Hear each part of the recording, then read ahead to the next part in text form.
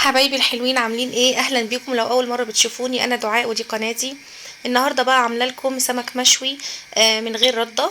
هنشويه في البيت من غير رده. الناس اللي بتتضايق بقى من الرده انها بتبقى بتخلي الايد تسود وبتلزق بقى ومعرفش ايه والحاجات دي خالص. هنشوي في البيت بمنتهى السهوله والبساطه على البوتاجاز من فوق كمان مش في الفرن.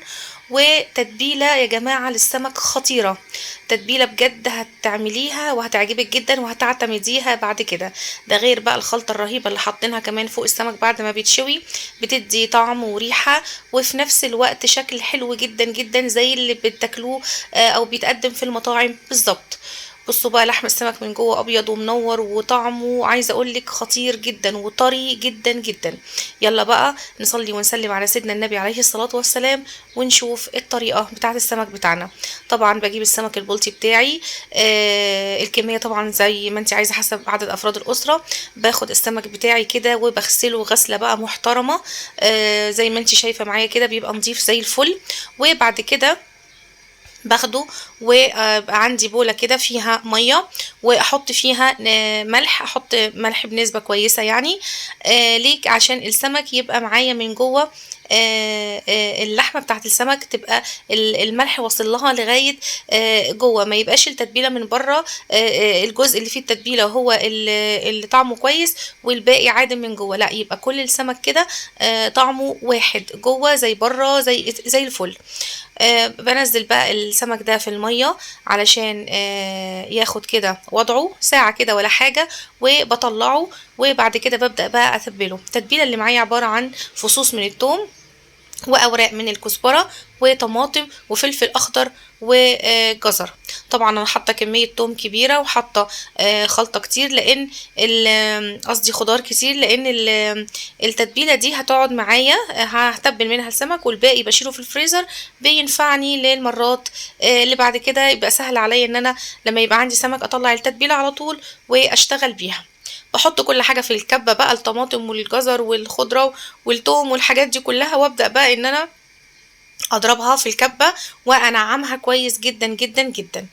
بعد ما بيتضرب معايا كل الكلام ده بنزل بقى الكلام ده كله كده في بولة معايا. بصي بقى الريحة يا جماعة بجد تحفة. بعد كده بقى هنزل عليها بقى بعصير ليمون حوالي كده 3 4 ليمونات. وعندي بقى طبعا الكمون سمك يعني كمون.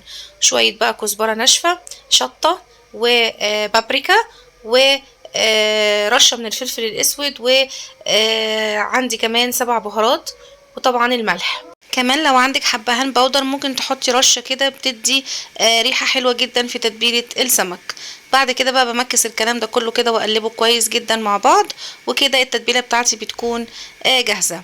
بعد كده بقى بحضر جزرايه مبشوره وطماطمايه متقطعه كده مكعبات صغيره وحلقات كده من البصل. وباخد جزء من التتبيله لان انا قلت لكم بخلي التتبيله في الفريزر فمش كلها هحط عليها الكلام ده. باخد بس الجزء اللي انا هستخدمه هتبل بيه السمك واخلط عليه بقى الجزرايه المبشوره والبصلايه اللي متقطعه شرايح بالشكل ده حلقات كده.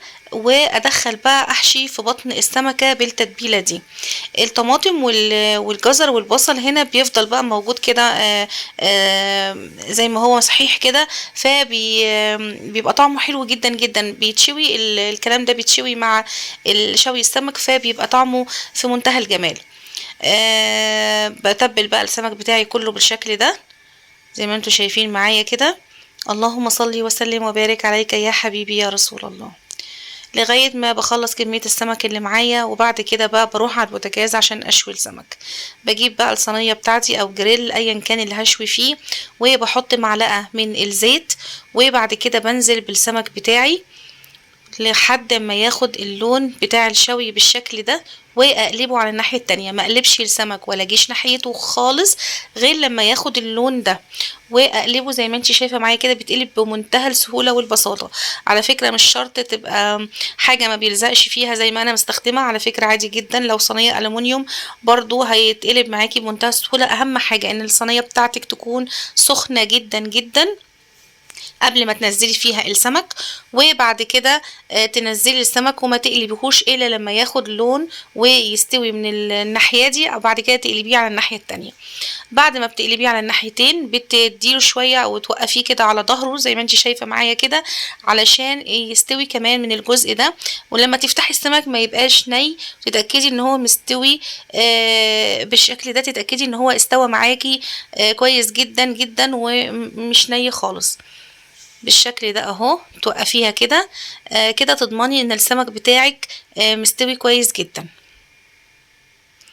بس كده شايفين بيتقلب معايا بسهوله ازاي، ولا بيتبهدل ولا بيتقطع ولا اي حاجه. ليه؟ لان اديته وقته واستوى كويس قوي من كل جهه، وخد اللون بتاع الشوي ده زي ما انت شايفه، فبيتقلب معايا بمنتهى السهوله.